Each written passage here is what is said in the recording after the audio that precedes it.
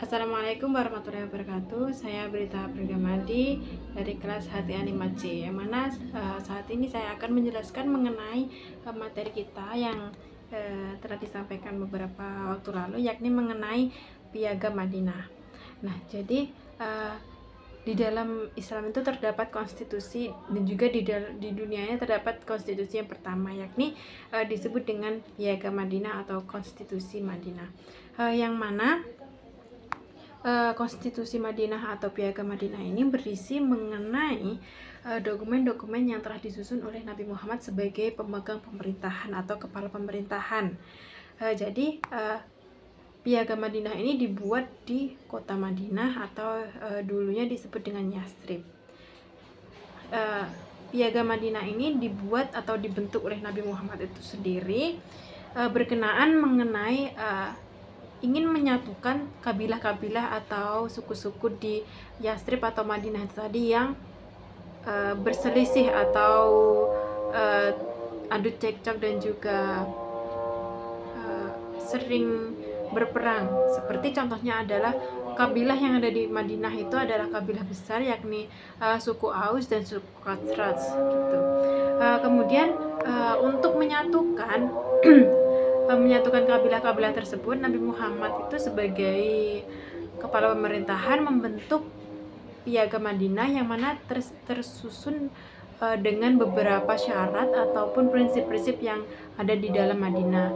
Ini juga dibuat untuk sebagai otoritas pemimpin Madinah saat itu, yakni Nabi Muhammad, untuk mengatur segala aspek yang ada di Madinah, seperti aspek ekonomi, sosial, budaya, maupun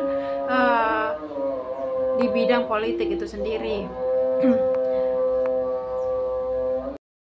Nah, sedikit bercerita mengenai adanya Piagam Madinah ini adalah ketika awal Nabi Muhammad itu berhijrah dari Mekah ke Madinah. Jadi pada saat itu telah dilaksanakan haji yang dilaksanakan oleh masyarakat Madinah, yang mana terdapat beberapa suku atau pemimpin-pemimpin daerah yang mendatangi Nabi Muhammad agar dapat hijrah atau pergi ke daerahnya, yakni di Madinah. Mereka meminta agar Nabi Muhammad itu bisa menyatukan kabilah-kabilah yang berselisih, yang mana dalam kondisi di Madinah itu sendiri sangat ricuh dan juga rawan akan kejahatan. Nah, di sini Nabi Muhammad bersama penduduk Muslim atau yang biasa dipanggil dengan kaum Muhajirin, yang mana kaum Muhajirin ini adalah kaum dan asli Madinah yang berhijrah bersama Nabi Muhammad ke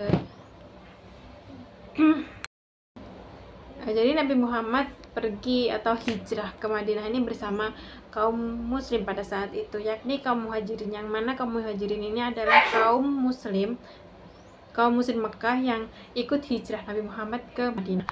Nah, kemudian disambut hangat dengan kaum Ansor atau kaum asli atau penduduk asli dari Madinah itu sendiri.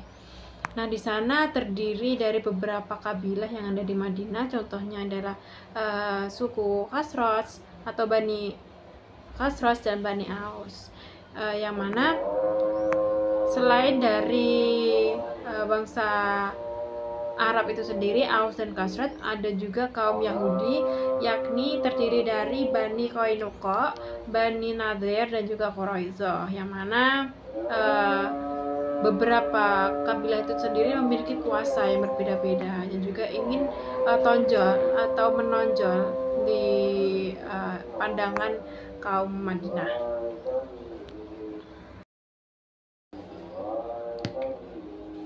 Nah, tadi telah kita bahas mengenai pengertian dari Piagam Madinah itu sendiri, ya. Kemudian bahwa Piagam Madinah ini adalah sebuah nota atau dokumen kesepakatan yang ada di Arab, yang mana ini merupakan konstitusi atau sumber asas pedoman hidup di Arab yang pertama kali dibuat oleh Nabi Muhammad SAW. Nah, di sini terdapat beberapa asas-asas dari Piagam Madinah itu sendiri. Yang pertama adalah al-iqha atau persaudaraan. Nah, di sini dijelaskan bahwa eh, asas dari Piagam Madinah itu sendiri adalah asas persaudaraan, yang mana menjunjung tinggi atas persaudaraan dan juga penyatuan antara kabilah-kabilah yang berselisih itu tadi. Kemudian yang kedua adalah al-musawah atau persamaannya, yang mana di sini adalah bahwa pandangan Islam itu manusia baik laki-laki maupun perempuan itu memiliki derajat yang sama, baik itu laki-laki maupun perempuan, yang membedakan hanyalah ketakwaannya saja gitu. Kemudian selanjutnya adalah al-tasamuh atau toleransi. Nah, jadi di sini tuh yang paling susah untuk diintegrasikan adalah toleransi. Saat ini juga bangsa-bangsa juga menjunjung tinggi toleransi, namun sangat sulit untuk diimplementasikan. Nah, selanjutnya adalah tasyawur atau musyawarah. Sejak dahulu pemilihan pemilihan khalifah atas dasar musyawarah. Salah satunya. Selanjutnya adalah yang kelima, ta'awun atau tolong menolong. Selanjutnya adalah al-adalah atau keadilan. Nah, di sini prinsip dari Piagam Madinah ini adalah menjunjung tinggi keadilan. Selanjutnya adalah jaminan Allah adalah satu. Nah, jadi Nabi Muhammad itu membuat asas di Piagam Madinah ini agar masyarakat itu dapat mengimani adanya Allah, yang mana apa yang dijanjikan Allah itu memang benar-benar ada. Selanjutnya adalah kata damai bagi kaum muslim adalah satu. Jadi yang mengapa kata damai ini menjadi bagi kaum muslim itu adalah satu? Jadi kedamaian itu yang paling penting di sini. Adanya Piagam Madinah ini untuk mendamaikan suku-suku maupun bangsa-bangsa yang ada di Arab saat itu. Selanjutnya adalah jika ada orang Yahudi yang mengikuti umat Islam, maka mereka berhak mendapatkan pertolongan dan kesamaan hak. Seperti itu. Nah, selanjutnya di sini ada 15 asas ya, teman-teman. Ada 15 asas di Piagam Madinah. Selanjutnya adalah sebagian orang muslim harus menampung orang muslim lainnya sehingga darah mereka terlindungi. Jadi sesama muslim kita harus saling tolong menolong, saling melindungi agar kita bisa hidup bersama sebagai muslim yang baik. Selanjutnya adalah orang musyrik tidak boleh melindungi harta orang Quraisy dan tidak boleh merintangi orang muslim. Kemudian ada yang nomor 12 adalah siapapun yang membunuh orang muslim yang tidak bersalah, maka dia harus mendapatkan hukuman yang setimpal. Jadi mati dibayar mati, mata dibayar mata.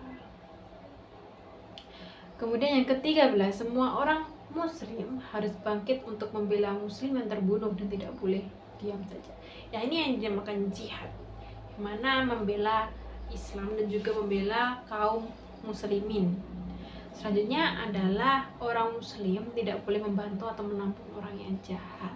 Ini sudah pasti ya. Perkara apapun yang perselisihkan baik antara orang muslim, orang non muslim atau orang muslim dan non muslim harus dikembalikan kepada Allah. Jadi semua urusan baik itu muslim, baik itu non muslim atau kaum muslimin maupun musyrikin itu semua urusan yang dia lakukan itu harus kembalikan kepada Allah Subhanahu wa taala. Nah, sekarang kita akan sedikit menyimpulkan mengenai apa yang telah saya jelaskan mengenai Piagam Madinah itu sendiri. Itu tadi. Jadi Piagam Madinah ini sebuah dokumen kesepakatan bangsa Arab di Madinah saat itu. Yang mana pada saat itu kondisi di Madinah sedang tidak baik-baik saja, yang mana terdapat perselisihan antar kabilah-kabilah yang ada di sana, dan juga yang paling penting adalah adanya konstitusi sekarang ini atau undang-undang yang ada di dunia ini tak luput dari referensi, yakni dari Piagam Madinah itu sendiri. Jadi Piagam Madinah ini adalah konstitusi pertama yang ada di dunia, dan juga terdapat beberapa asas-asas yang digunakan di konstitusi saat ini. Seperti itu. Terima kasih.